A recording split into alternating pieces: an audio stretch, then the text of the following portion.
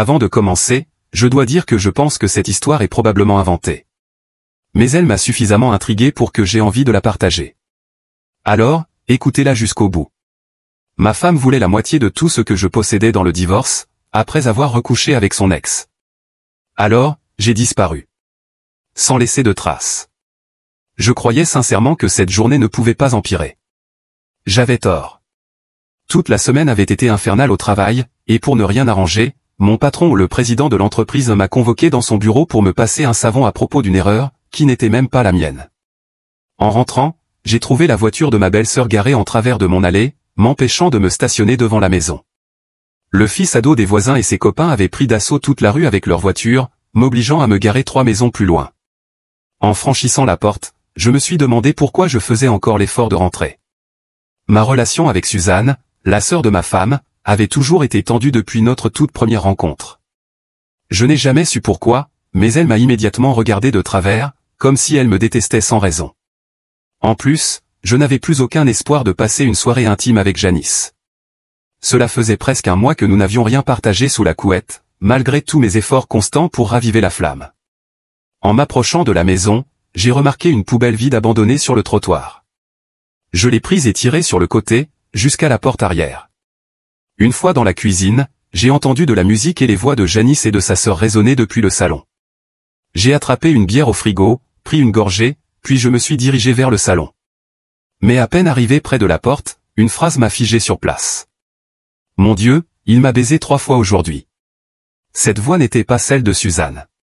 C'était celle de ma femme. Depuis que Brandon est revenu le mois dernier, je n'arrive plus à me passer de lui, a-t-elle avoué. Brandon. Je le connaissais. C'était son ex. Celui qu'il avait quitté pour refaire sa vie ailleurs. Curieuse, sa sœur a demandé, et maintenant? Tu vas faire quoi? Janice a répondu, comme si elle parlait de la météo, il veut que j'emménage chez lui. Je vais engager un avocat, demander le divorce. C'est un État à régime communautaire, donc j'aurai la moitié de tout. J'avais entendu plus casser. Engourdi, j'ai rebroussé chemin, ressorti par la porte arrière et regagné ma voiture. J'ai ouvert la portière, je me suis laissé tomber sur le siège conducteur. Et là, tout est devenu limpide. Si elle me refusait son corps depuis des semaines, c'est simplement parce qu'il appartenait déjà à un autre. Et maintenant, elle voulait la moitié de tout. Le plus révoltant, c'est que l'État était prêt à le lui accorder. Nous nous étions mariés il y a seulement 3 ans. Elle avait quitté son emploi dès que nous avions échangé nos vœux. À la maison, elle ne faisait quasiment rien. J'avais engagé une femme de ménage 3 fois par semaine pour nettoyer, faire la lessive. Ces jours-là, elle cuisinait un repas. Les autres jours, soit je m'en chargeais, soit elle commandait à emporter. Vous devez sûrement vous dire que j'aurais dû voir les signes. Mais l'amour est aveugle. Elle me gardait satisfait grâce à une vie sexuelle épanouie, jusqu'à récemment. Ma mère est morte quand j'avais 13 ans. Ce fut un choc terrible, autant pour mon père que pour moi. Papa a fait de son mieux pour m'élever, et nous sommes devenus très proches. Le perdre dans un accident causé par un conducteur ivre, 10 ans plus tard, a été un coup dur. C'est arrivé juste 1 an avant que je ne rencontre Janice. Il m'avait légué près de 2,5 millions de dollars. Grâce à un bon conseiller financier, j'ai investi intelligemment. Même si Janice tentait de dépenser chaque cent gagné, j'avais réussi à économiser plusieurs centaines de milliers en plus. Je n'avais jamais touché à l'héritage. Il continuait de croître, même dans l'économie actuelle. Je pouvais vivre confortablement sans y toucher. Mon amour pour Janice m'a fait refuser toute idée de contrat prénuptial. Une erreur stupide, je le sais maintenant. Beaucoup pensent que leur mariage durera toujours. J'en faisais partie. Et à cause de ça, elle pourrait potentiellement repartir avec 1,5 million, simplement parce qu'elle a ouvert les cuisses à un autre. Et l'État, lui, cautionnait tranquillement cette forme d'exploitation légale. Elle avait parlé d'engager un avocat, ce qui signifiait qu'elle n'était pas encore prête à me remettre les papiers. J'avais donc un peu de temps. Il fallait agir. Assis dans ma voiture, j'ai fixé le rétroviseur. Quand j'ai vu la voiture de ma belle-sœur sortir de l'allée et s'éloigner, j'ai démarré, fait demi-tour et suis rentré chez moi. En entrant, Janice n'était nulle part. Je suis allé me chercher une autre bière dans la cuisine. J'ai décapsulé la bouteille et bu une longue gorgée, le regard perdu, réfléchissant à mes options. « Oh, te voilà, chérie », m'a-t-elle lancé en entrant dans la pièce. Je ne t'ai pas entendu rentrer. Salut, ma belle. Je viens juste d'arriver. Journée longue, ai-je répondu avec un sourire tendre, déterminé à jouer mon rôle aussi bien qu'elle jouait le sien. Je n'ai pas eu le temps de commander à manger ce soir, dit-elle avec un petit air désolé. J'avais envie de lui répondre, évidemment. Tu étais occupé à baiser ton ex et à raconter tous les détails à ta sœur. Mais ce que j'ai dit, c'est, pas de souci, ma chérie. Je vais juste réchauffer les restes d'hier soir. Elle m'a souri gentiment, m'a embrassé sur la joue, puis m'a annoncé qu'elle montait se détendre dans un bain chaud. J'ai souri, hoché la tête, et dans mon esprit une seule pensée tournait en boucle, ouais, faut bien laver tout ça. Lorsqu'elle est montée, j'ai attrapé une assiette de riz frit et je l'ai mangée froide, en enchaînant 2 autres bières. Une fois l'emballage jeté à la poubelle, je me suis réfugié dans le petit salon et je me suis installé dans le fauteuil. Je zappais distraitement jusqu'à tomber sur un vieux film, que j'ai laissé en fond. Quand Janice est redescendue environ une demi-heure plus tard, elle s'est assise sur le canapé et a regardé le film jusqu'à la fin. Puis, elle s'est levée et a dit qu'elle était fatiguée et allait se coucher. Fatiguée d'avoir été infidèle, sans doute. Je lui ai répondu que j'allais regarder les infos et que je la rejoindrais plus tard. En réalité, je n'avais prêté aucune attention au film. Mon esprit était ailleurs, occupé à réfléchir à ma prochaine étape. Sachant que je ne pouvais rien faire avant lundi, j'ai enduré les jours suivants comme je pouvais. Le samedi, j'ai passé la journée à jardiner, et le dimanche, je suis allé jouer au golf avec des amis. Le lundi matin, j'ai appelé mon conseiller financier, celui qui gérait mon portefeuille issu de l'héritage. Je lui ai demandé de tout liquider.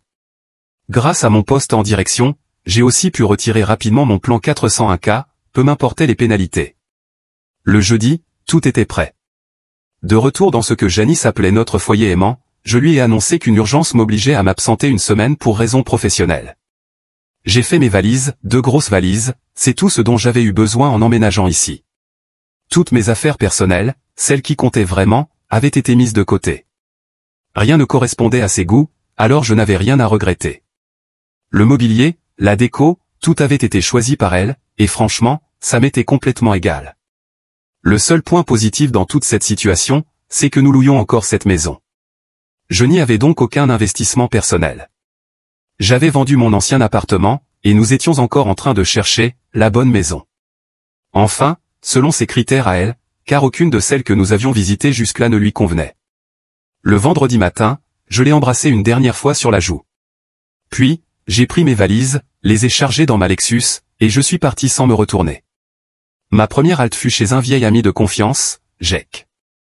Il a été stupéfait quand je lui ai proposé d'échanger les papiers de propriété de ma voiture contre son vieux véhicule tout-terrain, pourtant remis à neuf. Je lui ai expliqué ma situation en toute franchise. 1 heure plus tard, j'étais sur la route, en direction de l'ouest.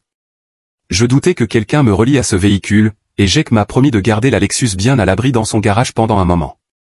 Pendant les 4 jours suivants, j'ai tout payé en liquide. J'avais annulé toutes nos cartes de crédit pour ne laisser aucune trace.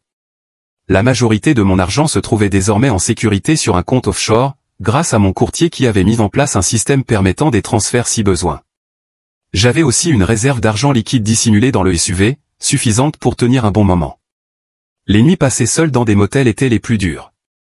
Toute la semaine, j'avais été tellement concentré sur l'exécution de mon plan que je n'avais pas encore vraiment pris le temps de réfléchir à ce qui m'était arrivé. J'avais aimé Janice. Je ne l'aurais jamais épousée autrement. Mon esprit tournait en boucle sur tous les scénarios possibles, les « et si ». Mais au final, j'ai compris qu'il n'y avait pas grand-chose que j'aurais pu faire autrement. Même si j'avais su que son ex était revenu, je doute que j'aurais pu les empêcher de se retrouver. J'en suis arrivé à 2 conclusions. Premièrement, elle ne m'avait probablement jamais vraiment aimé. Deuxièmement, tout cela était de ma faute. J'avais été assez naïf pour croire en notre mariage. Le 5e jour de mon départ, je me suis retrouvé assis dans un petit restaurant familial d'une ville du Montana. Je me demandais ce que pouvait bien faire Janice à cet instant. Elle avait sans doute découvert que toutes ses cartes de crédit étaient annulées, et que notre compte bancaire était vide. Mes pensées furent interrompues par un couple âgé à la table voisine, dont la conversation discrète attira mon attention. L'homme, qui semblait dans la cinquantaine bien entamé, expliquait à sa femme rousse qu'il aurait bien besoin d'une paire de bras en plus pour la ferme. Malheureusement, il n'avait pas les moyens d'embaucher quelqu'un avant que les veaux actuels ne soient prêts pour le marché. Et même à ce moment-là, il serait difficile de trouver quelqu'un prêt à travailler pour ce qu'il pouvait offrir. En finissant la dernière bouchée de mon assiette, je me suis levé et je me suis approché d'eux. Je me suis excusé de les avoir écoutés malgré moi, puis j'ai proposé mon aide. Le vieil homme m'a longuement observé, me détaillant de la tête aux pieds. « Je vois pas comment tu pourrais nous aider, dit-il. Si t'as entendu ce qu'on disait, tu sais bien qu'on n'a pas les moyens de te payer. Et si je n'avais besoin que d'un endroit où dormir, en échange de mon travail, ai-je proposé. » Il a plissé les yeux. « Colin, excuse-nous un instant, je vais parler avec ce jeune homme dehors, dit-il à sa femme en se levant. Il attendit que je le suive. Une fois dans le parking, à l'écart des oreilles indiscrètes, il se retourna vers moi. Il devait faire à peu près ma taille, un bon 1,80 m, avec des épaules larges et pas une once de graisse. Ses cheveux, autrefois bruns, étaient désormais en grande partie gris, et son visage portait les marques d'années de labeur au grand air. « T'es qui au juste ? Tu bosses pour le ranch des Wilson ou quoi ? Demanda-t-il, méfiant. J'ai levé les mains en signe de paix. « Minute, monsieur. Je ne connais aucun Wilson, ai-je répondu calmement. Il y a 4 jours, je vivais encore au Texas, et je viens tout juste d'arriver ce matin. Je me suis dit qu'on pourrait peut-être s'entraider. » Il me regarda attentivement avant de dire, « Si ce que tu dis est vrai, pourquoi tu voudrais nous aider ? Je ne peux pas te payer. Qu'est-ce que tu y gagnes ? Si tu es en fuite, on n'a pas besoin de ce genre d'ennui ici. » J'ai dit, « Peut-être que je suis en fuite, comme tu dis, mais pas de la manière que tu crois. » J'ai alors commencé à lui raconter mon histoire, ma femme infidèle, ses projets de me dépouiller, et mon besoin de trouver un endroit où me poser pendant un moment. Je n'ai ni volé ni tué personne. Je veux juste protéger ce qui m'appartient. Si tu as un endroit où je pourrais loger, je paierai en travaillant. Je ne te coûterai rien, et si tu trouves que je ne sers à rien, tu n'auras qu'à me le dire et je partirai sans rancune. Il scruta mon visage, puis déclara, « Fiston, si tu dis la vérité, je serais idiot de ne pas au moins te laisser une chance. Mais je dois être franc avec toi. Les Wilson essaient de me convaincre de leur vendre mes terres. Ils n'ont encore rien tenté de malhonnête, mais je me méfie. T'embarques peut-être dans quelque chose qui te dépasse. » Je lui assurai que j'étais prêt à prendre ce risque. Il me demanda ensuite si j'avais de l'expérience dans le domaine agricole. J'ai répondu honnêtement que j'avais passé quelques étés dans le ranch de mon oncle, au Texas, mais que je n'étais pas un vrai cow-boy. Il me tendit la main et nous avons scellé notre accord d'une franche poignée. Il me proposa de l'appeler par son prénom, Bill, et je me présentai, Carson. Nous sommes retournés dans le dîner, où Colin nous attendait. Il l'appela, « Colin, voici Carson. Il va travailler avec nous, s'il tient le coup. » Elle se leva et me tendit la main. Je la serrai, et elle me salua chaleureusement, « Enchanté de vous rencontrer, Carson. » Sa voix était claire, avec une légère touche d'accent irlandais. Comme son mari, elle était mince et en bonne forme physique. Je répondis, « Ravi de vous rencontrer aussi, madame. » Elle répliqua avec un sourire, « Le nom de famille, c'est Buckman. Mais appelle-moi simplement Colin. Par ici, on n'est pas très porté sur les formalités. » Je l'ai tout de suite trouvé sympathique. Bill suggéra que nous prenions la route vers le ranch. Avant de quitter la ville, il s'arrêta devant une boutique générale, et nous sommes sortis de nos véhicules. Il me dit que ce serait peut-être bien de m'acheter quelques vêtements adaptés au travail à la ferme. Dès qu'il entra dans le magasin, il fut accueilli chaleureusement par le propriétaire, manifestement un habitué. J'ai acheté un manteau et une paire de bottes de travail style western. Cela suffisait pour la semaine à venir. Le magasin se trouvait à environ une 30aine de kilomètres du portail principal, où un grand panneau indiquait « Rocking Bay Ranch ». C'était la marque de Bill, le « Rocking Bay ». Encore un bon kilomètre de route privée nous mena jusqu'à la maison principale, perchée sur une hauteur. Une belle maison à 2 étages, bien entretenue et fraîchement repeinte. À l'arrière, un grand hangar et plusieurs dépendances étaient visibles. Leur pick-up contenait plusieurs sacs d'épicerie, preuve de leur virée hebdomadaire en ville. Je me suis garé derrière eux, les bras chargés de sacs, et j'ai suivi les Buckman jusqu'à la cuisine. En 2 voyages, nous avions tout déchargé. Bill me demanda ensuite de faire le tour de la maison en voiture. Il m'attendait devant une petite cabane, qu'il m'indiqua comme étant mon logement. En sortant, il pointa du doigt une autre cabane, un peu plus loin, en disant « Sam dort là-bas, il est en train de faire sa tournée. Tu le rencontreras plus tard. » J'ai vidé mes affaires et il patienta pendant que je prenais possession du lieu. La cabane était constituée d'une seule grande pièce avec un lit le long d'un mur, une table et 2 chaises, un vieux poêle à bois dans un coin, et une salle de bain avec une douche en pierre. Rien de luxueux, mais c'était propre et suffisant pour s'installer. Du moins, assez pour éviter que Janice ne me retrouve. En ressortant, Bill m'attendait dans son pick-up et m'invita à monter. Il m'emmena faire le tour du ranch. Il s'étendait sur près de 6000 acres de pâturage, dont plusieurs centaines étaient réservés à la culture de fourrage pour l'hiver. La partie arrière du ranch, vallonnée et boisée, menait jusqu'aux montagnes, traversée par un ruisseau accessible uniquement à cheval. Il m'expliqua qu'avant, il avait 3 employés à plein temps, mais que Sam était le seul à être resté après des années difficiles. Sam travaillait là depuis presque 30 ans. Pendant les périodes de tri pour les ventes au marché, ils embauchaient des aides temporaires. Il me ramena à ma petite cabane et ajouta au passage, « J'ai vu que tu avais un ordinateur portable. J'ai une connexion satellite avec un routeur, tu pourras te connecter au Wi-Fi. » Le dîner est dans la maison principale, on mange vers 6 heures. Puis il partit. En moins d'une demi-heure, j'étais installé. J'ai allumé mon ordinateur et, comme il me l'avait dit, j'ai pu me connecter sans fil. J'ai rapidement consulté mes mails. Il y avait un message de Jack. Il m'informait que Janice avait signalé ma disparition à la police, et qu'une enquête était en cours. Cela me donna matière à réflexion. Jack était le seul à qui j'avais réellement parlé de mon départ, et même lui ne savait pas où j'allais. J'avais envoyé ma lettre de démission par courrier à mon ancien employeur, sans les prévenir en personne. Un peu avant 18 heures, je me suis dirigé vers la maison principale et j'ai frappé à la porte. Bill m'a invité à entrer, et en entrant, j'ai vu Colin préparer le repas, tandis que Bill discutait avec un homme que j'ai supposé être Samedi. Bill me fit signe d'approcher. « Sam, voici Carson, le nouvel homme dont je t'ai parlé. Pour aujourd'hui, du moins. On verra demain ce qu'il en pense après une journée de travail, dit-il en souriant largement.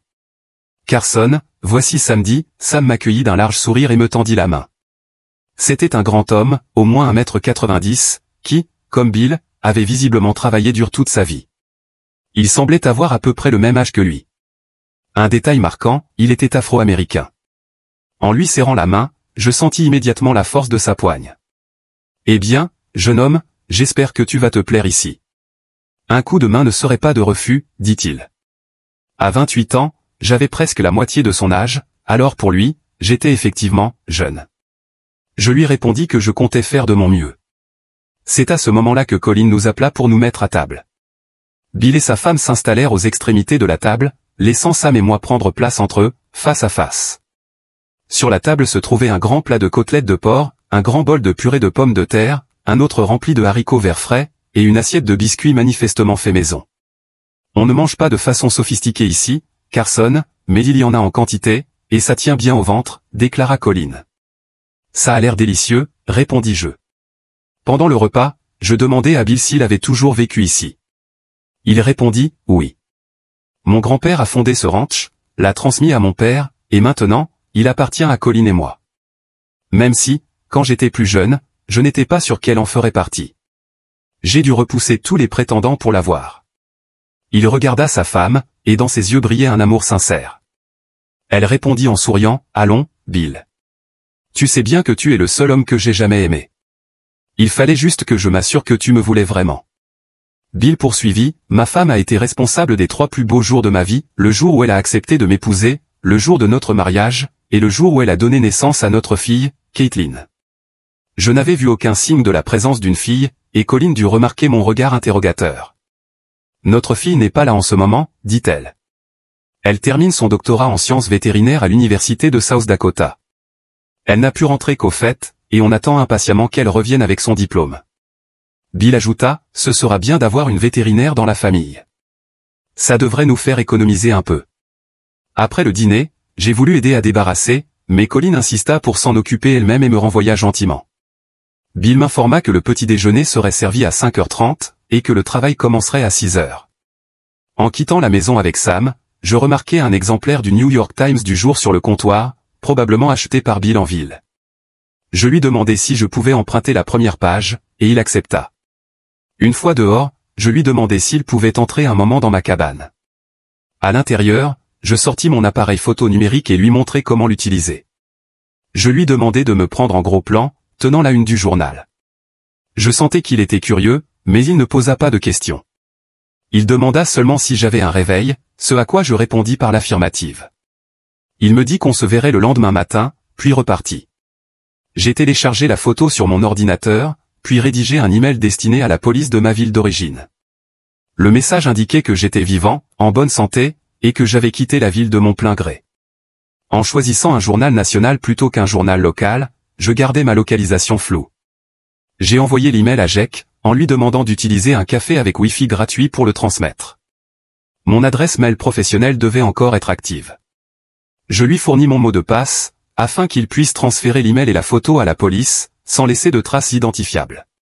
Mon objectif était d'éviter de figurer sur une quelconque liste nationale de personnes disparues ou de signalement au FBI, en espérant que la police ne déploierait pas de gros moyens pour retrouver un mari en cavale. Cette nuit-là, je dormis profondément. Le lendemain matin, je me levai à 5 heures, pris une douche, m'habillai et rejoignis Sam pour marcher jusqu'à la maison principale. Après le petit déjeuner, Bill ordonna à Sam de me mettre au travail en remplaçant des poteaux de clôture dans la partie vallonnée. En suivant Sam jusqu'à l'écurie, il me montra un cheval et une selle que j'allais devoir utiliser. Il sembla satisfait de la manière dont j'ai scellé la grande jument brune, en me servant de mon expérience acquise chez mon oncle. Ensuite, nous avons pris 2 mules, fixant des sacoches pour y charger les poteaux de clôture et une tarière. Bill nous rejoignit à l'écurie, portant une Winchester modèle 94 dans son étui de selle. Il expliqua qu'elle servait surtout dans les rares cas où il fallait abattre une vache malade. En selle, chacun menant une mule, Sam et moi avons pris la route, remontant le ruisseau jusqu'aux collines. Tout en chevauchant, nous avons discuté et appris à nous connaître. Je lui racontai comment j'avais atterri dans le Montana, confiant qu'il ne trahirait pas ma confiance. En retour, il partagea ses propres expériences. Il s'était marié juste après le lycée, pour finalement découvrir sa femme au lit avec un autre homme. Dans un accès de rage, il avait failli le battre à mort, ce qui lui avait valu une peine de prison de 5 ans. À sa sortie, Bill avait été le seul à lui donner une chance. Et c'est ainsi qu'il avait passé les 30 dernières années ici. Sam parlait de Bill et Colin avec une profonde admiration, les considérant comme des gens simples, honnêtes et droits. Une demi-heure plus tard, nous atteignîmes la clôture marquant les limites de la propriété. Sam me précisa que tous les poteaux n'avaient pas besoin d'être remplacés, seulement ceux qui étaient pourris ou en mauvais état environ 1 sur 3. Il resta à mes côtés pendant que je remplaçais les 2 premiers, pour s'assurer que je m'y prenais correctement. Il proposa que je travaille jusqu'à environ 16 heures, ce qui me laisserait le temps de revenir, m'occuper des chevaux et des mules, et être prêt pour le dîner à 18 heures. Avant de partir, il me conseilla de suivre le ruisseau pour le retour, afin d'éviter de me perdre. Il repartit, me laissant seul avec mon travail. Je progressais le long de la clôture, remplaçant les vieux poteaux un à un. Vers midi, je fis une pause et sortis les sandwichs à la côte de porc que Colin m'avait préparés ce matin-là, rangés dans mes sacoches. Une fois rassasié, je repris le travail. À 16 heures, mon alarme de montre se déclencha. J'avais planté presque tous les poteaux que les mules avaient transportés. Guidant les bêtes, je suivis la clôture jusqu'à retrouver le ruisseau, puis commençai à descendre. Juste avant de sortir de la forêt, je tombai sur un bassin naturel, où le ruisseau entrait et sortait doucement. Je m'arrêtai un instant pour admirer la vue. C'était, sans aucun doute, l'endroit le plus beau et paisible du ranch. Une fois de retour à l'écurie, je réussis à déceler les animaux et les nourrir à temps. Pendant que je m'occupais de la jument, Sam entra pour coucher son cheval. Nous nous dépêchâmes d'aller nous laver et nous changer avant le repas. Ce soir-là, nous dégustâmes des steaks. Épuisé, je participai peu à la conversation et pris congé dès la fin du dîner pour aller dormir. Le sommeil vint rapidement, profond. Le lendemain matin, je me réveillai courbaturé de partout. Mes mains me faisaient mal à force d'avoir manié la tarière, et mes bras, mes épaules et mes jambes pulsaient de douleur. Malgré mes séances régulières à la salle de sport, rien ne préparait vraiment au travail physique d'une journée complète à planter des poteaux. En boitant dans la cuisine et en grimaçant en m'asseyant, je déclenchai quelques rires étouffés de Bill et Samedi. Même Colin ne réussit pas à cacher complètement son sourire. Pourtant, malgré la douleur, j'avais une faim de loup et je dévorais mon petit déjeuner avec enthousiasme. Prêt pour une nouvelle journée de clôture, demanda Bill alors que nous quittions la table. Je grognai et répondis, oui, monsieur, en essayant de paraître plus motivé que je ne l'étais. Bill éclata de rire. Tu peux faire une pause aujourd'hui. J'aimerais que tu accompagnes Sam pour faire la tournée. Je hochai la tête avec reconnaissance. La première tâche fut de nettoyer les stalles et de remplacer le foin. Après avoir sorti les chevaux et les mules dans le pré, et rempli leurs mangeoires, nous montâmes dans le pick-up pour faire l'inspection du ranch. Le but principal était de vérifier qu'aucune vache n'était blessée ou séparée de sa mère. La connaissance du ranch que possédait Sam semblait instinctive. Il anticipait sans effort les déplacements du bétail et estimait leur nombre avec une précision naturelle. Après 30 ans, cela semblait couler de source pour lui. Une fois arrivé à l'extrémité du ranch, Sam arrêta le camion et scruta les alentours. Quelque chose sur l'une des collines attira son attention. Il me tendit ses jumelles et me désigna un point précis. Après une minute d'observation, j'identifiai 2 veaux apparemment seuls. Je demandai où était leur mère. Il me montra 2 vaches près de la lisière des arbres. Elles sont là-bas. Les petits ont dû s'aventurer trop loin et se sont perdus. On va devoir les ramener. On monte à pied, demandai-je. Non, c'est trop loin. On va retourner chercher les chevaux. Les pick-up étaient équipés de radios bidirectionnelles, et Sam appela Bill pour l'informer de ce que nous avions vu et de notre intention d'aller chercher les chevaux. En revenant à l'écurie, Bill avait déjà scellé 2 chevaux et les avait chargés dans une remorque. Il ne nous restait plus qu'à emporter ce qu'il fallait et partir. Sam nous guida près de la lisière de la forêt, juste en dessous de l'endroit où se trouvaient les veaux, puis nous avons déchargé les chevaux et entamé l'ascension. Une fois de plus, les 30 ans d'expérience de Sam se révélèrent. Il connaissait le terrain comme sa poche. Une demi-heure plus tard, nous arrivâmes lentement derrière les veaux et commençâmes à les pousser en douceur vers le bas. Je ne pus m'empêcher de rire en voyant les 2 petits franchir les arbres et repérer leur mère. Ils coururent vers elles en beuglant et se mirent immédiatement à téter. Les grosses vaches restèrent immobiles, les laissant se nourrir. Cette scène me frappa par son contraste avec mon enfance. Ce soir-là, au dîner, nous mangeâmes du poulet frit, du maïs en épis et de la purée. Avec une énergie retrouvée, je parlais bien plus que la veille. J'en appris davantage sur Colleen. Ses parents avaient immigré d'Irlande aux États-Unis lorsqu'elle avait 5 ans. Son père, fasciné par les récits de l'Ouest sauvage, avait emmené la famille jusqu'au Montana, ce qui expliquait les traces d'accent irlandais dans sa voix. Bien qu'elle ait grandi en Amérique, elle portait encore en elle l'influence de ses parents. Je me sentais bien mieux. Le lendemain, je repris le travail de remplacement des poteaux de clôture. Après le petit déjeuner, Sam m'aida à charger les mules, mais cette fois-ci, je partis seul. Je savais que suivre le cours du ruisseau me mènerait directement à ma destination. Cette journée se révéla plus facile que la première, j'avais appris quelques astuces qui rendaient le travail moins éprouvant. Un peu avant 16 heures, je plantai le dernier poteau et rentrai à l'écurie. Comme il me restait un peu de temps, j'en profitai pour nettoyer quelques stalles avant d'aller me préparer pour le dîner. Le 4e jour, j'aidai Sam à réparer certains bâtiments, et le jour suivant, je repris la pose de clôture. Les 2 mois suivants passèrent à une vitesse folle, et désormais, je faisais moi aussi des rondes à cheval pour surveiller le bétail. J'étais dans la meilleure forme de ma vie. Nous avions établi un planning, Sam prenait ses samedis, Bill ses dimanches, et moi mes lundis. Je profitais de mon jour de repos pour faire la lessive ou aller en ville si nécessaire. Je m'étais beaucoup attaché à tous ceux du ranch.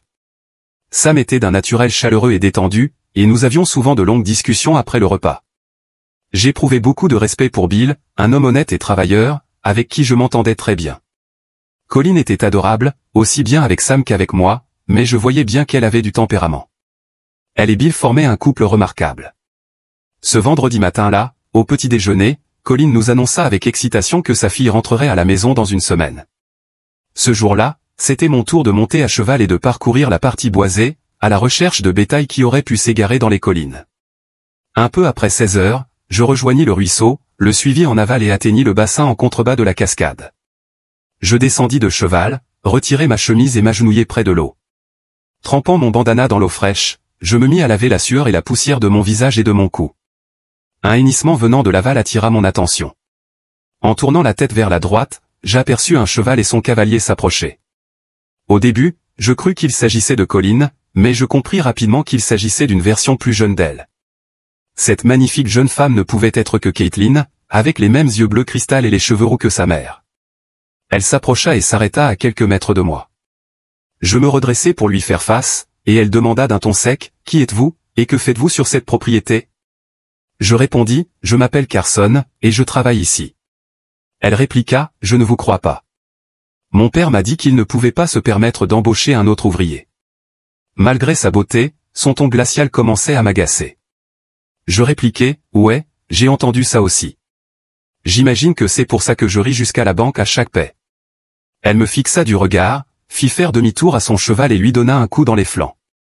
Je laissai échapper un petit rire, remis ma chemise, remontai en selle et poursuivis mon chemin vers l'écurie.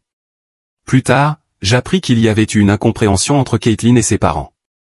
Ils pensaient qu'elle rentrerait la semaine suivante. À leur grande surprise, elle était arrivée quelques heures après mon départ.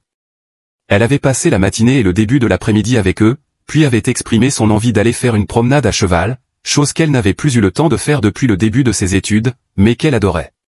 Elle avait donc scellé un cheval et s'était rendue à son endroit préféré, la cascade et le bassin. J'imagine qu'après 2 mois, j'étais devenu banal, et que Bill et Colin avaient simplement oublié de parler de moi. En revenant à l'écurie, je vis une silhouette rousse disparaître à l'intérieur. Je mis pied à terre et conduisis mon cheval à l'intérieur. Caitlin devait être à la recherche de son père, et elle finit par le trouver dans l'écurie. Je l'entendis distinctement hausser la voix, « C'est qui, cet homme, là-haut, à la cascade ?» Bill réfléchit un instant et répondit, « Ça devait être Carson. » Elle ajouta, « Il m'a dit qu'il travaillait ici. Mais la dernière fois que je suis venu, tu m'as dit que tu ne pouvais pas te permettre de payer quelqu'un en plus. » Bill répliqua, « Eh bien, il travaille ici, c'est vrai. Et ce qu'il est payé ne te regarde pas.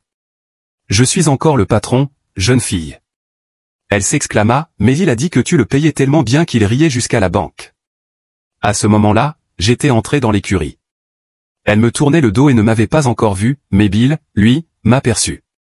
Il me lança un regard complice, un sourire en coin, et dit, « C'est vrai, Carson? Si tu trouves que tu es trop bien payé, je peux arranger ça. » Elle se retourna brusquement et me fixa droit dans les yeux. Je retirai mon chapeau d'une main, me grattai l'arrière de la tête de l'autre et répondis, « Eh bien. Je détesterais profiter de toi, Bill. » « Et jusqu'à quel point penses-tu réduire mon salaire ?» demandai-je avec un sourire. À cette remarque, Bill et moi éclatâmes de rire. Caitlin, elle, se contenta de nous fusiller du regard, incapable de comprendre ce qui nous amusait. « Ma chérie, pour que tu arrêtes de faire cette tête, dit Bill, Carson loge dans la cabane à côté de celle de samedi, » elle répondit, « Et quoi d'autre ?» Bill enchaîna, « Et il a droit à la délicieuse cuisine de ta mère. » Caitlin insista, « Donc tu veux dire que tu ne le paies pas? Pourquoi travaillerait-il gratuitement ?» Bill répondit calmement, « Il a ses raisons, et ce n'est pas à moi de te les révéler. » J'ajoutai alors, « Travailler pour avoir la chance de goûter à la cuisine de ta mère, ça vaut bien un salaire. Et je ne pense pas qu'elle apprécierait que tu dises que ça ne vaut rien. » Elle me lança un dernier regard noir avant de sortir de l'écurie en tempêtant. Bill secoua la tête. Elle me rappelle tellement sa mère quand elle avait son âge. Je ne pensais pas qu'un jour, je dirais cela de Colin. Ce soir-là, au dîner, Caitlin se joignit à nous. Elle s'assit à côté de Sam, de l'autre côté de la table, en face de moi. Elle me lança un regard tranchant quand j'entrai dans la cuisine. J'attendis que tout le monde ait rempli son assiette avant de parler. Je dis d'un ton agréable, « Ta mère m'a dit que tu avais terminé ton doctorat en médecine vétérinaire. » « Ouais, » répondit-elle, sans lever les yeux. Je poursuivis, « Sam dit qu'il n'y a qu'un seul autre vétérinaire dans les environs, et qu'il est à plus de 50 kilomètres. Je suis sûr que tu vas devenir une vraie ressource pour la région. » Elle leva les yeux à mon compliment, et je crus voir son regard s'adoucir légèrement. Oui, ce serait le docteur Harrison. Il a plus de travail qu'il ne peut en gérer, et il est souvent demandé à plusieurs endroits en même temps. Colin ajouta, « Je suis d'accord avec toi, Carson. Notre Caitlin va pouvoir rendre un grand service ici. » Le reste du repas, Caitlin discuta avec ses parents et avec Sam, qui travaillait au ranch bien avant sa naissance. Elle ne m'adressa pas directement la parole, et je restai discret, c'était son retour à la maison, et je savais que ses parents et Sam voulaient savoir ce qu'elle était devenue durant son absence. Dès que j'eus terminé mon assiette, je pris congé et retournai dans ma cabane. Là, je consultai mes emails. Il y en avait un de Jake. Il m'écrivait qu'il avait parlé à un ami dans la police, à qui il avait posé la question de manière informelle s'il me considérait toujours comme une personne disparue. Son ami lui avait répondu que l'affaire avait été classée, après la réception de l'email avec la photo que j'avais envoyée. Quant à Janice, Brandon l'aurait quitté dès qu'il avait appris que j'étais parti avec tout l'argent. Il ne semblait pas qu'elle réussirait à mettre la main sur quoi que ce soit de sitôt. Évidemment, elle ne pouvait plus payer le loyer de la maison où nous vivions. Elle vivait désormais dans un petit appartement en ville, et travaillait comme serveuse. Elle n'avait pas les moyens d'engager un avocat pour me poursuivre. Je trouvais ça assez ironique. Elle m'avait apparemment épousé pour mon argent, et son petit ami voulait la même chose, mon argent. De mon côté, je continuais à remplacer des poteaux de clôture, mais plus que tous les 3 ou 4 jours. J'étais redescendu des collines, là où je pouvais accéder aux zones de travail avec le pick-up. C'était bien plus simple de charger les poteaux dans la benne du camion que sur les mules. Le lendemain du retour de Caitlin, je chargeai le pick-up de poteaux et me rendis là où je m'étais arrêté la veille. À l'heure habituelle du déjeuner, je retournai au camion, pour me rendre compte que j'avais oublié d'emporter mon repas. Normalement, si l'un de nous devait travailler loin de la maison principale, Colin préparait toujours un panier repas. Mais cette fois, j'avais dû oublier de le prendre. J'aurais pu retourner à la maison, mais je décidai que sauter un repas n'allait pas me tuer. Une demi-heure plus tard, je venais de planter un poteau et d'attacher le fil quand j'entendis un véhicule s'approcher. Je me retournai et vis que c'était un des camions du ranch. Il s'arrêta juste au moment où je finissais. Et à ma grande surprise, Caitlin en descendit. Elle tenait un petit sac en papier, du même genre que ceux que Colin utilisait pour nos déjeuners. « Maman m'a dit que tu avais oublié ton repas », dit-elle en me tendant le sac. Je l'attrapai. « Merci, Caitlin. »« C'est très gentil de ta part », répondis-je. Je regardai dans le sac, il contenait 2 sandwichs. Comme d'habitude, j'en sortis un et lui proposai l'autre, mais elle refusa d'un signe de tête. Je haussai les épaules et allai m'asseoir sur le rebord du camion pour manger. Elle s'approcha à quelques mètres de moi et resta debout, à me fixer. Je continuai de manger sans détourner les yeux. « Pourquoi tu es là ?» demanda-t-elle enfin. Je me tournai vers elle et, décidé à la taquiner, je répondis « Tu ne dois le dire à personne, mais, j'ai braqué une banque. J'ai planqué l'argent et je me cache ici jusqu'à ce que les choses se calment pour que je puisse le récupérer. » D'abord, ses yeux s'écarquillèrent. Puis elle me fusilla du regard « T'es vraiment un imbécile. » Elle tourna les talons et repartit vers le camion. J'attendis qu'elle soit à mi-chemin, puis je l'appelai. Elle s'arrêta et se retourna lentement. Je dis, j'ai épousé une femme qui ne m'a jamais aimé. Elle ne voulait que ce que je pouvais lui offrir. J'ai fini ici parce que je voulais juste m'éloigner de tout, le temps de souffler un peu. Elle me fixa à nouveau. Et cette fois, je crois qu'elle comprit que je disais la vérité. Elle hocha la tête, tourna les talons et partit sans un mot. En la regardant s'éloigner, je repensais à ce que son père m'avait dit, que sa mère lui ressemblait beaucoup à cet âge-là. Il avait dit qu'il l'avait domptée. Mais j'avais le sentiment que c'était plutôt leur amour réciproque qui avait fait toute la différence. Cela faisait moins de 24 heures que j'avais rencontré Caitlin pour la première fois, et je n'arrivais pas à imaginer qu'un homme puisse dompter une rouquine aussi fougueuse. Le dîner ce soir-là fut à peu près une répétition de la veille. Caitlin discuta avec ses parents et avec Samedi. Je ne me sentais pas vraiment à ma place. Après tout, elle ne me connaissait pas et, en vérité, nous n'avions pas grand-chose en commun. Nous venions tout juste de terminer le repas lorsqu'on frappa à la porte.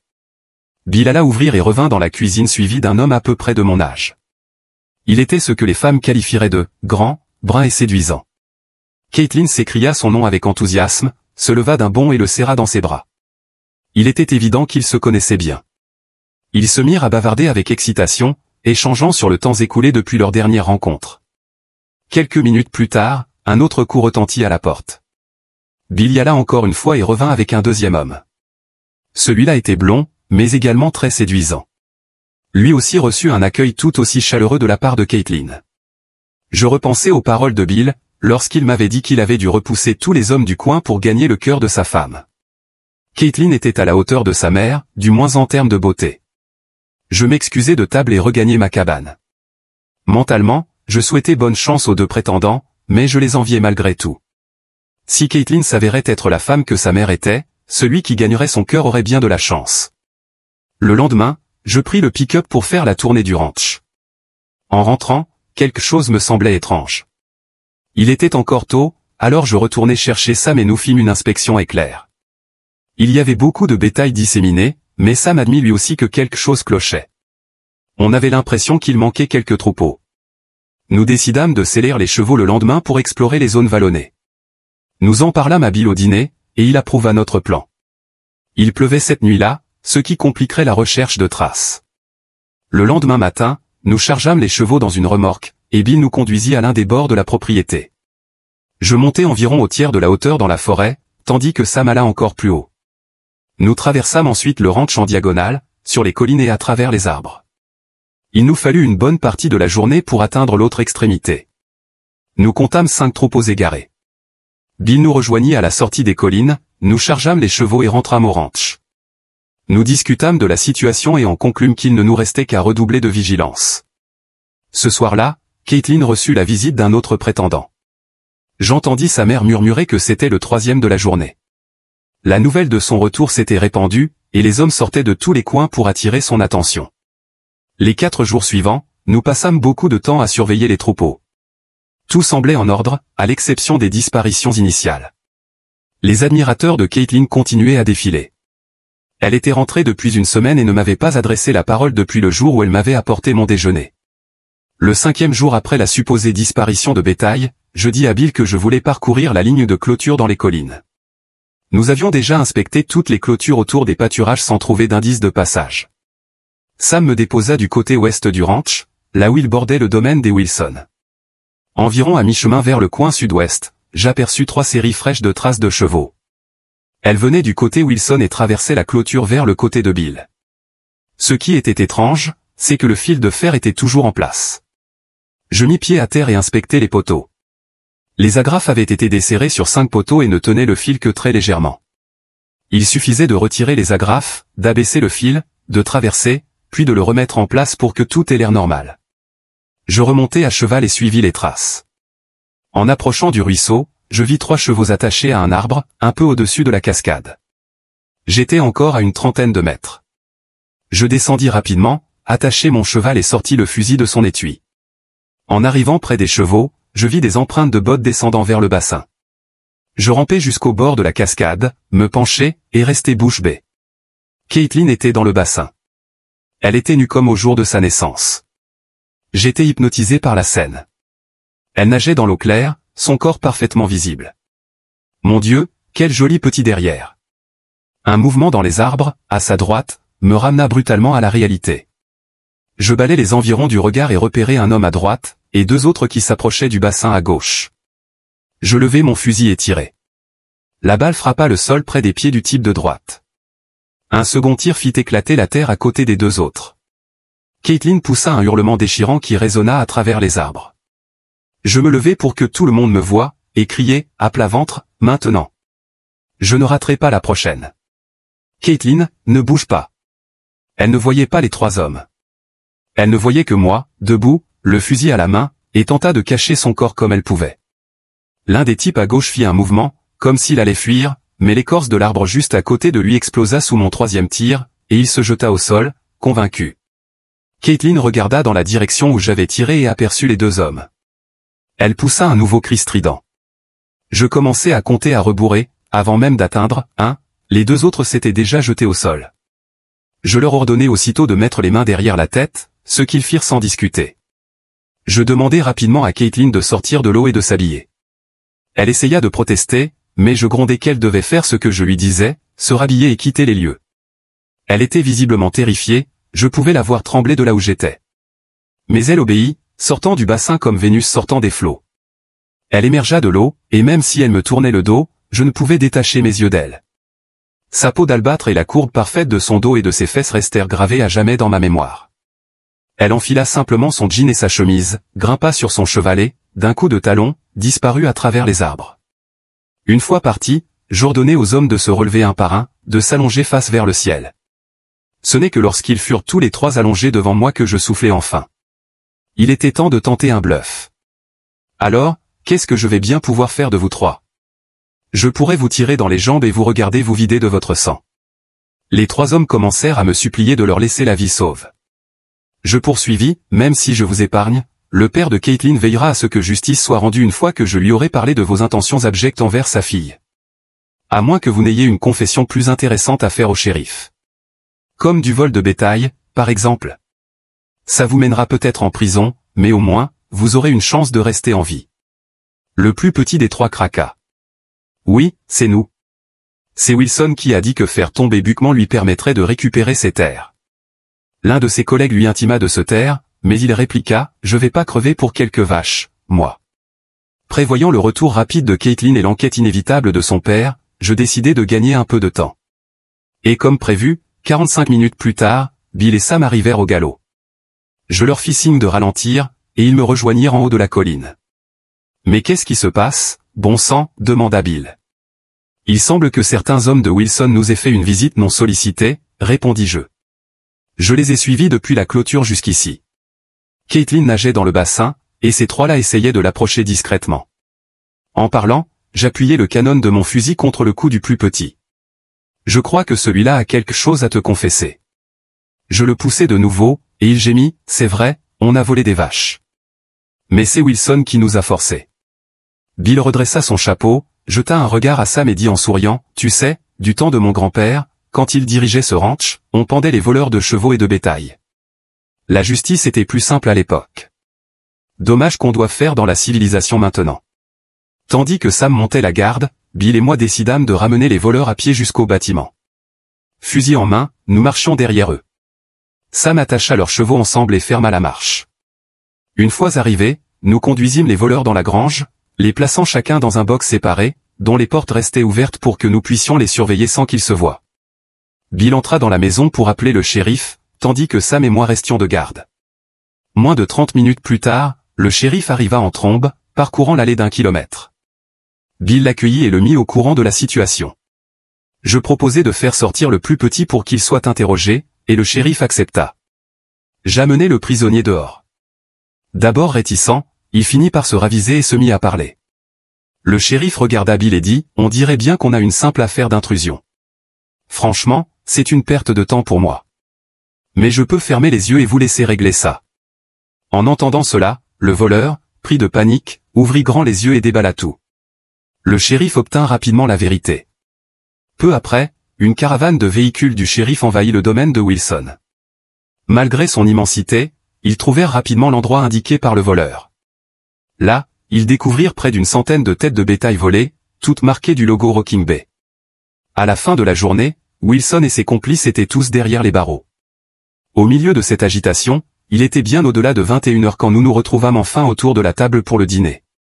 Caitlin, assise, gardait les yeux fixés sur son assiette. « Qu'est-ce que tu faisais là-bas » lui demanda Bill, qui n'avait pas encore eu l'occasion de lui parler. « Je voulais juste me baigner. »« Je ne pensais pas que quelqu'un viendrait m'espionner, » répondit-elle en me lançant un regard accusateur. J'intervins aussitôt, d'abord, « Caitlin, je ne t'espionnais pas. J'ai suivi les traces des chevaux jusqu'au ruisseau. Ensuite, réfléchis à ce qui aurait pu se passer si je n'avais pas été là. Je doute que ces trois-là soient venus pique-niquer en te voyant nager toute nue. » Colin ajouta, « Heureusement que tu es arrivé à temps, Carson. Je n'ose imaginer ce qui aurait pu se produire. » La conversation changea de sujet, et nous terminâmes rapidement le repas, sachant que le lendemain commencerait tôt. En sortant de la cuisine pour retourner à ma cabane, j'entendis Caitlin m'appeler. Je m'arrêtai, attendant qu'elle me rejoigne. « Alors, tu as aimé le spectacle aujourd'hui » lança-t-elle d'un ton sec. Espérer de la reconnaissance, c'était peut-être trop optimiste.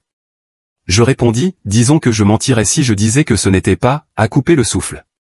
Elle souffla bruyamment, se retourna et partit d'un pas rapide vers la maison. Je restai là, secouant la tête, reconnaissant qu'il y avait décidément quelque chose chez moi qui l'intriguait profondément. Le lendemain, Bill dut se rendre en ville pour déposer officiellement plainte contre Wilson. Le retour du bétail volé à sa place légitime prendrait plusieurs jours, car le procureur devait d'abord documenter soigneusement l'affaire. Sam et moi passâmes la journée à repeindre quelques dépendances. Nous déjeunâmes dans la cuisine, mais Caitlin choisit de ne pas se joindre à nous, ce qui, à vrai dire, m'allait très bien. Bill rentra en début d'après-midi, mais attendit le dîner pour nous faire part des dernières nouvelles. Il expliqua que, comme il ne s'agissait pas d'un crime capital, Wilson et ses complices seraient libérés sous caution. Même s'il ne s'attendait pas à de nouveaux problèmes, il nous conseilla de rester vigilants. Il lança un regard à sa fille, esquissa un sourire malicieux et dit, « Si jamais tu prévois de refaire une baignade sans maillot, peut-être que tu devrais emmener Carson avec toi, pour te protéger. » Le visage de Caitlin devint cramoisi, elle s'étouffa avec sa boisson, se leva précipitamment et s'enfuit dans sa chambre. Bill et Sam éclatèrent de rire, et même Colin ne put s'empêcher de pouffer. Je riais avec eux. Une fois l'ambiance calmée, nous reprîmes le repas. Bill reprit son ton taquin, « Je veux vraiment te remercier, Carson. Wilson aurait pu mettre en péril tout le ranch financièrement. Tu vaux chaque centime. » Nous partîmes tous dans un nouvel éclat de rire. 3 jours plus tard, Bill reçut l'autorisation de récupérer son bétail. Nous chargeâmes 3 chevaux dans une remorque et nous partîmes vers le ranch Flying Doll de Wilson, escortés par le shérif. Colin nous accompagna pour ramener le camion et la remorque. Une fois les chevaux déchargés, Bill, Sam et moi commençâmes à regrouper les vaches vers le Rocking Bay Ranch. En approchant, je pris de l'avance pour ouvrir une portion de clôture afin que les bêtes puissent traverser. Une fois tout le troupeau revenu à sa place, nous refermâmes la clôture et rentrâmes, satisfaits de notre journée. Pendant ce temps, Caitlin avait entamé les démarches pour obtenir sa licence de vétérinaire. Comme le processus d'approbation prenait environ 45 jours, elle ne pouvait pour l'instant s'occuper que des animaux de son père.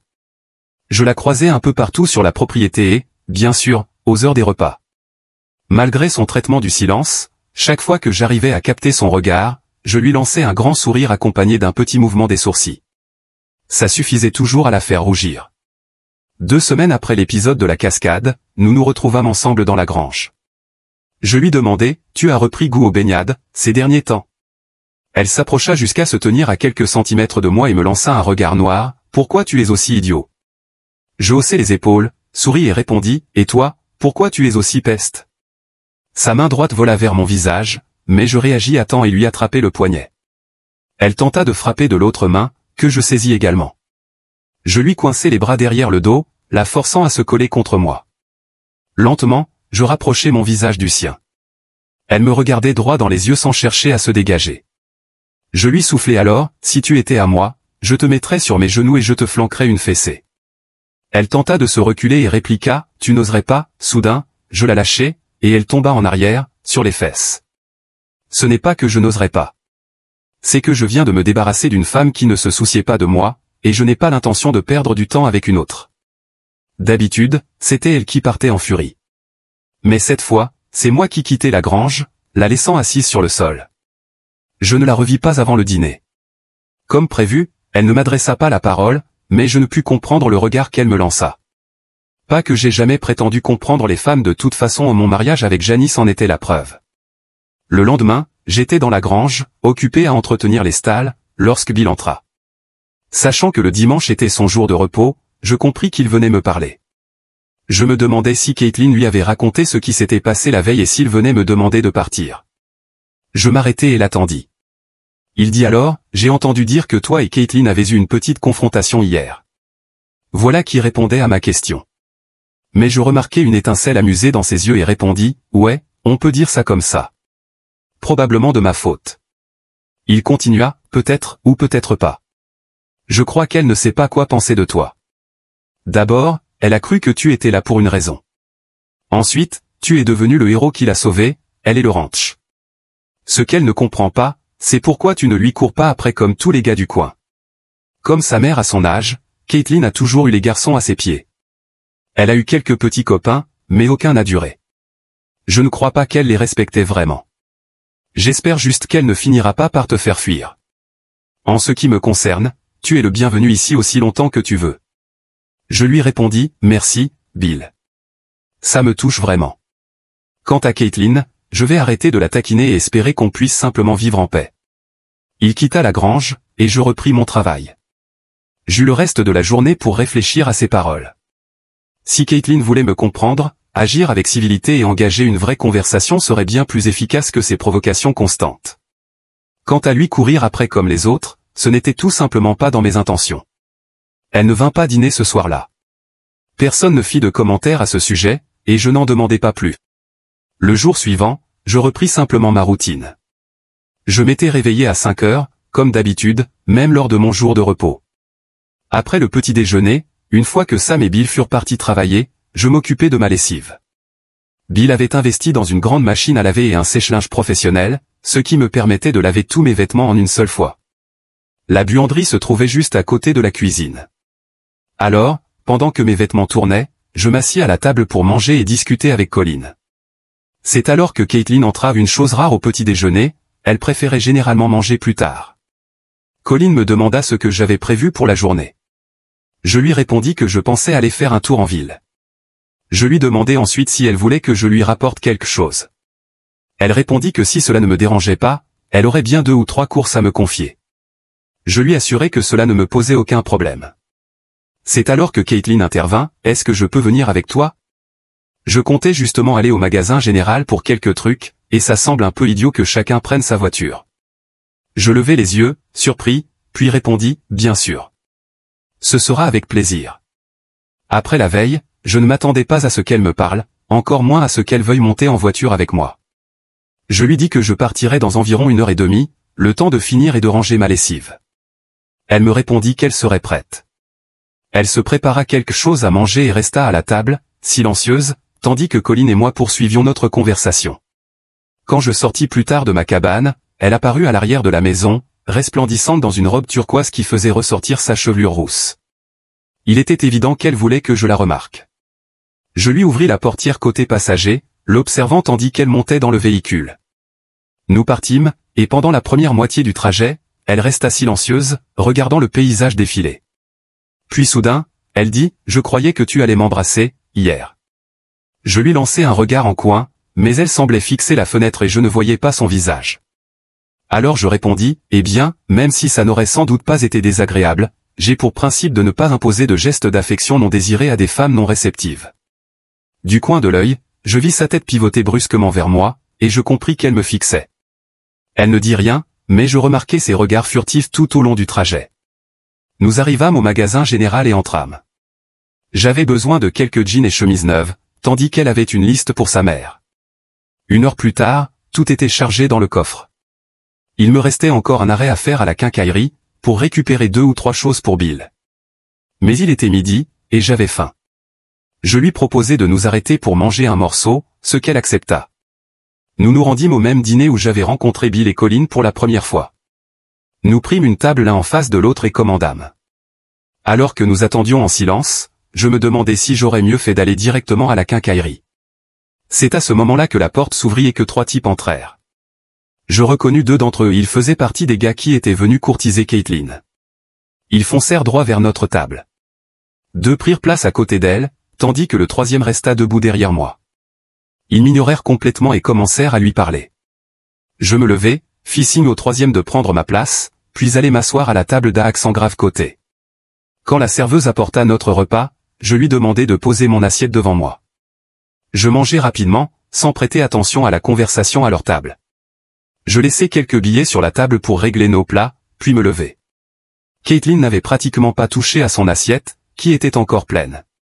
Je vais passer à la quincaillerie. Je peux repasser ici ensuite pour te récupérer, si tu veux, dis-je en m'adressant à elle à travers les discussions. Elle repoussa son assiette, se leva et dit, c'était sympa de vous revoir, les gars, mais on doit y aller. Les hommes protestèrent, l'un d'eux lui proposa même de la raccompagner, mais elle déclina et me suivit jusqu'à mon SUV. Durant le trajet vers la quincaillerie, elle resta silencieuse, semblant bouillonner de colère. La tension était palpable et persistante sur tout le chemin du retour. En quittant la route principale pour emprunter l'allée d'1 kilomètre menant au ranch, elle me lança, « Pourquoi tu as fait ça ?»« Fait quoi ?» répondis-je, incertain de ce qu'elle voulait dire. « Changer de table » précisa-t-elle. « Ah, ça. Je pensais que tu préférerais passer du temps avec tes amis. Et puis, je ne voulais pas me retrouver au milieu de leur petite compétition pour capter ton attention. Tu es vraiment un con » lâcha-t-elle sèchement. J'eus la sagesse de ne pas répondre. Je n'avais pas envie de recevoir une gifle en conduisant. Une fois garée devant la maison principale, elle attrapa immédiatement ce qu'elle pouvait porter dès que j'ouvris l'arrière du SUV. Je pris le reste des sacs et la suivis dans la maison. Elle entra par la porte arrière, déposa bruyamment les sacs sur la table de la cuisine sans un mot à sa mère, puis quitta la pièce sans un regard. Colin me regarda avec curiosité. Je haussai les épaules et répondis, « Je suppose que je suis vraiment un con. » Elle gloussa doucement, s'approcha de moi et posa une main sur mon bras. Je n'ai jamais vu quelqu'un provoquer autant de réactions chez Caitlin que toi. Je répondis en plaisantant, je suis sûrement né pour l'énerver. Elle sourit, mais ajouta, je ne suis pas si sûr que ce soit ça, en me laissant là, un peu dérouté. Je retournai à ma cabane et rangeai mes nouveaux vêtements. Ne voulant pas rester enfermé, je me rendis à l'écurie et sellai un cheval. Je partis sans but précis, et me retrouvai au sommet de la cascade. Le temps était agréable. J'attachai le cheval à un arbre et m'assis au bord des chutes, regardant le bassin en contrebas. Je restai là pendant une bonne demi-heure, peut-être plus, lorsque Caitlin arriva par le bas. Elle descendit de cheval. Ne voulant pas être accusé d'espionnage au cas où elle voudrait se baigner nue à nouveau, je ramassai un caillou et le lançai dans l'eau pour faire un bruit. Elle regarda autour d'elle, à la recherche de l'origine du bruit, puis m'aperçut. Je m'attendais à ce qu'elle fasse demi-tour, mais à la place, elle remonta à cheval et me rejoignit là-haut. Elle attacha son cheval près du mien et s'avança vers moi. Je me relevai, faisant quelques pas en arrière, au cas où elle aurait l'intention de me pousser dans le vide. T'es vraiment un con, dit-elle, s'arrêtant à quelques centimètres de moi. Et toi t'es toujours une peste, répondis-je. Cette fois, je n'attendis pas qu'elle tente de me gifler. Je passai mes bras autour de sa taille et l'embrassai. Je la relâchai rapidement et fis un pas vers mon cheval, mais elle attrapa mon bras et me ramena face à elle.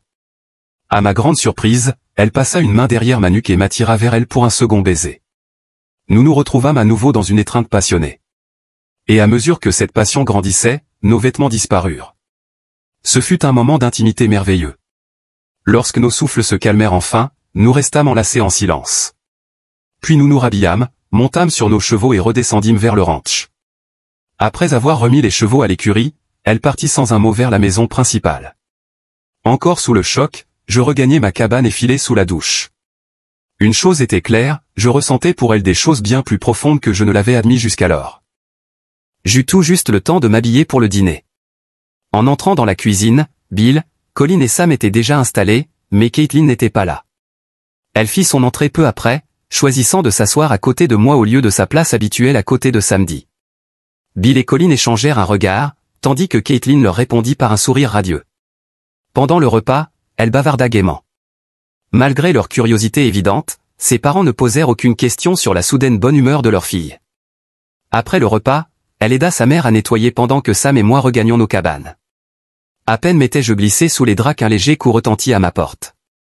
En caleçon, j'ouvris, et Caitlin entra sans un mot, se glissant dans mes bras. Nous échangeâmes un baiser tendre, puis elle m'entraîna jusqu'au lit. Après avoir retiré ses vêtements, elle se glissa à mes côtés. Nous fîmes à nouveau l'amour, avant de nous endormir ensemble, enlacés. Le réveil brutal de 5 heures du matin me fit grogner alors que j'éteignais l'alarme. À contre-cœur, je me levai, allumai la salle de bain et m'habillai pour la journée. Avant de quitter la cabane, je déposai un doux baiser sur le front de Caitlin. Pendant le petit déjeuner, je ne pus ignorer les regards scrutateurs de Bill et Colin. Je me demandais s'ils savaient où leur fille avait passé la nuit. Après le repas, je chargeai le pick-up pour une nouvelle journée à poser des poteaux de clôture. Travailler seul sur un ranch laissait beaucoup de place à la réflexion. Mes pensées vagabondèrent vers mon passé récent, stupéfait que cela ne faisait que 3 mois que j'avais quitté ma femme, cela me semblait être une éternité. Je pensais à l'importance de Bill, Colin et Sam dans ma vie, puis mon esprit revint à Caitlin et aux moments intimes que nous venions de partager. Je me demandais si un jour, je pourrais connaître une relation aussi solide que celle de ses parents. À l'heure du déjeuner, je réalisais que, comme souvent, j'avais oublié d'emporter mon repas. Cette pensée venait à peine de me traverser l'esprit qu'un pick-up approcha. Caitlin en descendit précipitamment, courant vers moi avec un sac à la main. Elle se jeta contre moi pour m'embrasser passionnément avant de me tendre le sac. Oubliant le déjeuner, je la tirai de nouveau contre moi pour un autre baiser brûlant. Ce jour-là, je ne plantai peut-être pas beaucoup de poteaux, mais je plantai autre chose plus d'une fois. Entre 2 moments de passion, nous trouvâmes aussi le temps de parler. Je lui racontai mon ancienne vie, la trahison de mon ex-femme. La seule façon pour que je parte, c'est si tu me le demandes, lui assurai-je. Elle finit par rentrer chez elle, et je terminai ma journée de travail. Après la douche et m'être changé, je la retrouvai dans la cuisine, assise encore une fois à côté de moi. En plein repas, on frappa à la porte. Bill alla ouvrir et revint avec le même gars qui avait été le premier à venir courtiser Caitlin. Dès qu'il fut assis, Caitlin le regarda fixement, son expression indéchiffrable. Je me demandais si tu voulais faire un tour en voiture, proposa-t-il. Par ici, c'était une façon polie de proposer un rendez-vous. Caitlin répondit calmement, j'apprécie l'invitation, mais je ne pense pas que mon petit ami aimerait ça. Puis elle se pencha vers moi et m'embrassa sur la joue. Monsieur Grand, brun et séduisant rougit et balbutia quelques mots avant de prendre congé précipitamment. Avec cet échange, notre relation était désormais publique. Je jetai un coup d'œil à Bill et à Colin, remarquant des sourires approbateurs. Même Sam arborait un large sourire. Nous étions officiellement devenus un couple. Dans les jours qui suivirent, il n'y eut plus de visite de la part des hommes du coin pour courtiser Caitlin. Elle avait clairement fait savoir qu'elle n'était plus disponible. Je trouvai un moyen de l'aider dans ses projets. Elle cherchait à obtenir un prêt bancaire pour acheter le matériel nécessaire au lancement de son activité vétérinaire. La banque hésitait à lui accorder un prêt non garanti, et la seule solution proposée était que son père mette le ranch en garantie. Elle était réticente à lui demander. Je lui proposai de me laisser quelques jours, pensant avoir une solution. Je contactai ma banque offshore et mis en place un compte sous le nom d'une société de prêt fictive. Caitlin remplit une demande de prêt sur mon ordinateur, que j'avais programmée pour qu'elle me soit directement envoyée par email. 2 jours plus tard, je lui fis parvenir une notification indiquant que sa demande était acceptée et qu'un virement serait effectué sur son compte. Elle fut ravie, bien que surprise par le taux annuel de seulement 2%. Je lui expliquai qu'il s'agissait d'un groupe philanthropique à but non lucratif, accordant des prêts à ceux qui, selon eux, contribuaient à la communauté. J'aurais pu simplement lui offrir l'argent, mais je savais qu'elle était trop fière pour l'accepter. Ayant obtenu son diplôme par ses propres efforts, elle tenait à réussir selon ses conditions. Le jour où sa licence fut officiellement validée, elle acheta une nouvelle camionnette, transformée en cabinet vétérinaire mobile avec tout le matériel nécessaire. Dès que la nouvelle se répandit, les appels des éleveurs locaux affluèrent. Caitlin passait de nombreuses nuits dans ma cabane. Bien que Bill et Colin le sachent, ils ne semblaient pas s'en offusquer. À 27 ans, elle était assez grande pour prendre ses propres décisions. Il fallut 3 mois pour que Wilson et ses complices soient jugés. L'affaire était relativement simple, le plus petit des accusés avait coopéré avec le procureur et écopa de 2 ans de probation, sans peine de prison. Les 5 autres employés de Wilson reçurent chacun 5 ans de prison. Quant à Wilson, en tant qu'organisateur du vol de bétail, il fut condamné à 10 ans de prison et $50 000 d'amende. Lorsqu'il fut incarcéré, je lançai une enquête sur lui et sur son ranch. Je découvris qu'il était célibataire, sans famille dans la région. Et avec tous ses employés emprisonnés, il ne restait plus personne pour faire tourner le ranch. Cela me donna une idée. Mais avant de la mettre en œuvre, je devais régler une affaire non terminée, finaliser mon divorce. L'idée que Janice puisse obtenir la moitié de mon argent m'était insupportable. Pour régler ça, je me tournai vers mon ami Jake. Plutôt que d'envoyer un email, je l'appelai et lui demandai d'aller parler à Janice en personne. Je voulais qu'il lui dise que je l'avais contacté pour lui proposer un accord à l'amiable en échange du divorce. L'offre était simple, $50 000. Si elle refusait, elle ne recevrait rien et n'aurait plus jamais de mes nouvelles. Au début, elle joua les innocentes, exigeant de savoir pourquoi j'étais parti, et pourquoi je ne voulais pas revenir. Le jeu prit fin quand Jake révéla que je savais pour sa liaison avec Brandon et son intention de me quitter. Mise à nu, Janice, qui travaillait toujours comme serveuse et peinait à joindre les 2 bouts, accepta finalement ma proposition. Je devais retourner au Texas pour engager un avocat et faire rédiger les papiers du divorce. Caitlin ne fut pas ravie en apprenant mon départ. Je lui expliquai que je devais clore ce chapitre de ma vie et lui promis de revenir. Je prévoyais de laisser mon véhicule au parking longue durée de l'aéroport, mais elle insista pour m'y conduire et venir me chercher à mon retour. Laisser derrière moi mon SUV et la plupart de mes affaires, sauf une valise, sembla apaiser ses craintes. Je partis un dimanche, et à mon arrivée, Jake vint me chercher à l'aéroport. Je restai chez lui et sa famille. Chaque soir, j'appelais Caitlin. Le vendredi, tous les papiers étaient prêts. Jake accompagna Janice chez mon avocat.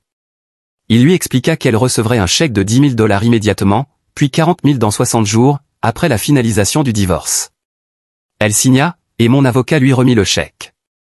Je n'eus jamais besoin de la revoir. Je réalisai ensuite que j'avais encore des affaires personnelles en garde-meubles, souvenirs, objets de famille, albums, souvenirs d'école. Ne souhaitant pas revenir plus tard pour les récupérer, je louai un camion de déménagement et le chargeai. Caitlin fut d'abord surprise quand je lui dis que je ne prenais pas l'avion pour rentrer. Mais quand je lui expliquai que je ramenais avec moi tout ce qui comptait, son enthousiasme à l'idée de mon retour grandit. Il me fallut 3 jours de route ininterrompue pour parcourir la distance. En arrivant au Rocking Bay Ranch le mardi soir, je fus accueilli avec chaleur par tout le monde. Ce soir-là, Caitlin prolongea son accueil d'une façon très personnelle. Ce n'est qu'au petit matin que nous nous endormîmes enfin, complètement épuisés. Avec la première partie de mon plan accomplie, j'étais désormais prêt à passer à l'étape suivante. Cela impliquait plusieurs visites à la prison où Wilson était incarcéré. Mon objectif était de le convaincre de me vendre son ranch. Bien qu'il ait d'abord résisté, je persistais dans mes arguments. Je lui fis remarquer qu'il serait en prison pendant au moins 7 ans, et que même avec bonne conduite, il ne serait pas éligible à une libération conditionnelle avant longtemps. Sans personne pour entretenir le ranch, sa maison et ses bâtiments allaient sûrement se détériorer, et son bétail risquait de périr sans soins appropriés, surtout en hiver. Je soulevai également la question de son avenir dans la communauté, après sa condamnation, serait-il seulement le bienvenu?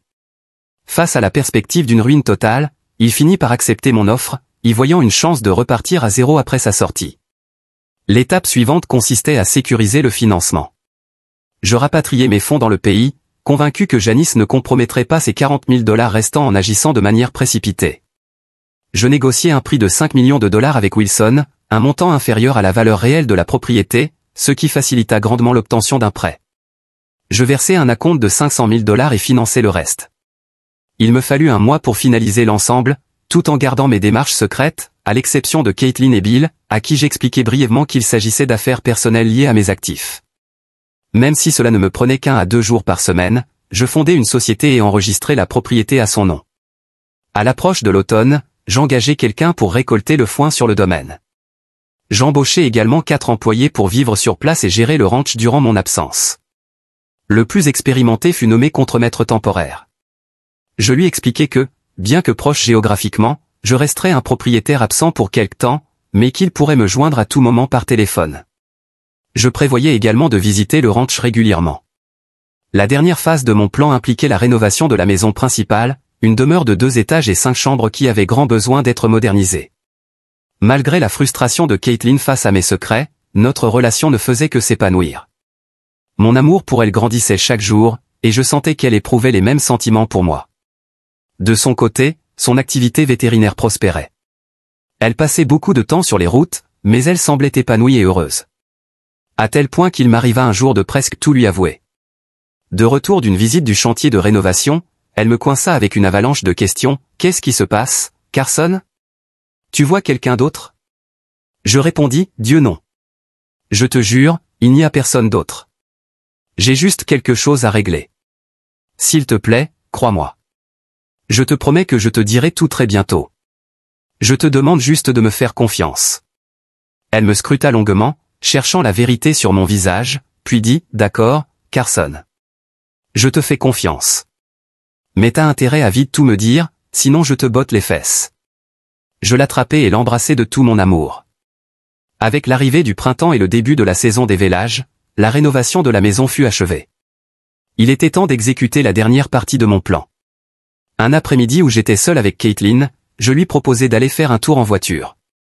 Je lui dis, « J'ai beaucoup réfléchi. Il est peut-être temps pour moi de quitter le Rocking Bay Ranch. » Aussitôt, ses yeux se remplirent de larmes. Elle répondit, « Mais je t'ai promis que je ne partirai pas. » J'avais tout minuté pour que nous arrivions pile à l'entrée de l'ancien Flying Doll Ranch. Je tournai et empruntai la route privée. Mais je ne comptais pas aller bien loin, ajoutai-je. Elle regardait autour d'elle, visiblement perdue. Je ne suis pas sûr qu'elle ait compris ce que je venais de dire. Elle demanda, « Qu'est-ce qu'on fait sur les terres de Wilson ?» Je retins ma réponse jusqu'à ce que nous arrivions devant la maison principale. Je lui dis de descendre, que je voulais lui montrer quelque chose. Je fis le tour du camion pour lui ouvrir la portière, lui pris la main et la conduisis jusqu'à la porte d'entrée. Elle demanda à nouveau, « Qu'est-ce que tu fais, bordel ? On va avoir des ennuis. » Je lui répondis de se détendre, que Wilson ne possédait plus ce ranch et que je voulais simplement qu'elle voie la maison. Nous montâmes à l'étage pour visiter les chambres, puis redescendîmes. Il y avait un grand salon, un bureau lambrissé, 2 pièces aménagées en bureau à domicile, et enfin une cuisine. À en juger par son visage, je compris qu'elle adorait cette cuisine. La seule pièce meublée était celle que je comptais utiliser comme bureau, le reste de la maison attendait qu'elle décide comment la meubler. Je lui demandai ce qu'elle pensait de la maison. Elle répondit que c'était très joli. Je lui demandai alors si elle pensait qu'elle pourrait y vivre. Elle me lança un regard plein de confusion, « Mais qu'est-ce que tu mijotes ?» Je vis bien qu'elle ne comprenait plus rien et qu'elle commençait à s'énerver. Je mis un genou à terre, glissai ma main dans la poche de ma veste et lui dis, « Wilson n'est plus le propriétaire. C'est moi. Et je voulais te demander si tu accepterais d'y vivre, comme ma femme. » Surprise, elle demanda, « C'est toi qui possèdes cette maison ?» Je hochai la tête avec excitation. Elle hurla de joie, « Oui. » Je sortis alors la bague de fiançailles de ma poche, la lui montrai et la demandai en mariage. Son visage se tordit d'émotion et ses yeux se remplirent de larmes. Pendant un instant, je crus avoir fait une erreur, jusqu'à ce qu'elle me plaque au sol, m'embrassant partout sur le visage. Elle me tendit ensuite sa main pour que je lui passe la bague au doigt. Elle regarda la maison avec un regard nouveau, courant de pièce en pièce pour tout examiner. Je restai là, patient, jusqu'à ce qu'elle revienne en courant dans mes bras. « Cette maison est magnifique. Je l'adore » s'exclama-t-elle avec enthousiasme. Je la conduisis alors jusqu'à un couloir où 2 portes étaient ouvertes. Voici 2 bureaux, un pour que tu puisses gérer ton activité, et un pour moi, lui dis-je. Elle me répondit par un long baiser. Je l'emmenai ensuite dans celui avec un bureau déjà installé, et j'en sortis un grand papier, c'était un dessin de l'entrée d'un domaine, surmonté du nom au double C Ranch. Elle regarda le plan et demanda ce que signifiait ce double C. Je lui répondis que c'était pour Carson et Caitlin Ranch. Elle fondit en larmes et commença à tirer sur mes vêtements. Je fis de même avec les siens. Je l'installai sur le bureau et nous fîmes l'amour dans ce qui serait désormais notre bureau. En vérité, dans les jours qui suivirent, nous fîmes l'amour dans chaque pièce de notre nouvelle maison. Une fois reposée et rhabillée, je lui dis qu'il était temps d'aller l'annoncer à ses parents. Elle était si heureuse qu'elle flottait presque jusqu'au camion. Nous arrivâmes un peu après 18 heures. Bill, Colin et Sam étaient déjà dans la cuisine pour le dîner. Nous entrâmes ensemble, et Caitlin leva fièrement sa main gauche en criant « On va se marier ». Colin se leva d'un bond et courut étreindre sa fille, pendant que Bill et Sam vinrent me serrer la main et me tapoter dans le dos. Puis je reçus une grande accolade de ma future belle-mère, tandis que Caitlin prenait son père et Sam dans ses bras. Une fois l'excitation retombée, nous nous assîmes tous autour de la table pour dîner. Caitlin attendit que tout le monde ait commencé à manger pour annoncer d'un ton détaché, « Bien sûr, cela veut aussi dire que nous allons déménager. » « Quoi ?» répondirent Bill, Colin et Sam en chœur. Elle me regarda, me poussant du regard à parler. Alors je dis, « Eh bien, Bill, tu sais comme Wilson voulait fusionner son ranch avec le tien ? Je me disais que ça pourrait être une bonne idée. » Bill se leva brusquement, furieux, « Jamais de la vie le Flying Doll mettra la main sur mon ranch. » Je ris et lui dis de se calmer, ce n'était plus le Flying Doll, mais le double C Ranch, et ses nouveaux propriétaires étaient justement assis à sa table. Déconcerté, il me demanda de quoi je parlais. Je lui expliquai que j'avais racheté Wilson, et que le ranch appartenait désormais à Caitlin et moi. Double C, Carson et Caitlin, précisa Colin en souriant, elle avait immédiatement compris. Je poursuivis, Bill, je pensais que si on réunissait les 2 ranchs, on pourrait les gérer ensemble, en partageant les bénéfices à parts égales. Il rétorqua, mais le double C Ranch fait plus du double de la taille du mien, et il rapporte bien plus. Je répondis, tu fais ça depuis toute ta vie, j'ai besoin de toi. Je veux que nous soyons partenaires à égalité. Tu serais en charge des opérations, et ta parole serait loi. En plus, une partie de ce ranch est aussi celui de Caitlin. Ce serait une affaire de famille. Il se rassit, jeta un regard à Colin, qui acquiesça d'un signe de tête. Il tendit sa main à travers la table et nous la serrâmes. Bon sang, Carson, va falloir que je m'y habitue, mais j'accepte ton offre. Je dis alors, ça veut dire qu'il va falloir superviser plus de monde, et que Sam deviendra le chef des contremaîtres. Et maintenant, je vais devoir retirer tous ces fichus poteaux de clôture que j'avais eu tant de mal à planter de ce côté-là. Tout le monde éclata de rire. Ce soir-là, ce fut une célébration bruyante et joyeuse. Caitlin passa la nuit dans ma cabane, et m'épuisa. Nous arrivâmes en retard au petit déjeuner le lendemain matin, mais tout le monde nous attendait dans la cuisine pour manger ensemble, avant de se rendre au double C Ranch pour admirer notre nouvelle maison. Tout le monde fut impressionné, et je vis Colin regarder la cuisine rénovée avec une pointe de jalousie. Caitlin et sa mère mirent un mois à meubler toute la maison. Elle fut fin prête le soir de notre mariage.